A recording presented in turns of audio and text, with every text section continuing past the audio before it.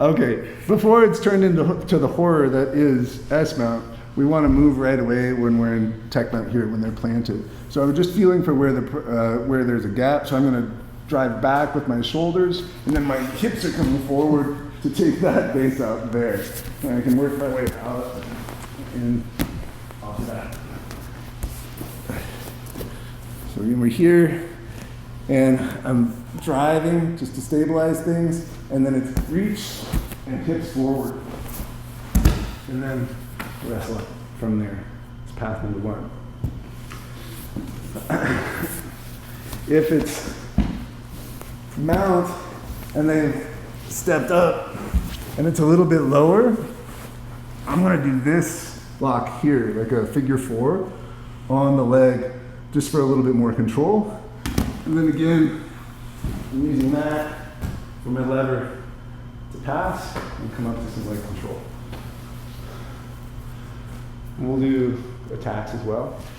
Often, if I'm in tech mount with my foot on the ground, one of the things I need to do so Russell can't do all those things is isolate his arms up and away from his body. So I'm trying to get an underhook and even get to this far elbow. And now it's really hard for him to start framing or pressing on anything. Then I typically like to, if I'm keeping tech mount, I'll do something like a chair sit. But if I want to attack just from this position, I'm going to move into an S mount, which means I'm going to try and put my heel in his armpit and I'm going to sit out. Now, if I'm being nice, I put my thigh on his rib and I sit out this direction. But he doesn't deserve kindness because he is also a large black belt. So I'm going to put my hip right on his rib cage and lean out. This knee drives behind his head to make him bow in. And now this hand can come free because my foot's doing that job. This arm can come to the ground and I can slide over the top and we have an arm bar right there. The other thing we could do here while I'm trying for all those things is punch this collar down and get a hold of that. And so now we can turn this into an S-mounted wing choke.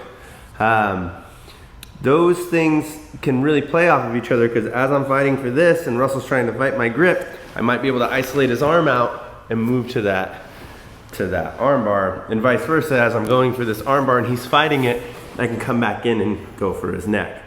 The only one I would add here is punching down to this arm and isolating this and coming over, and then we can move into diamond lock or a triangle from that same entry.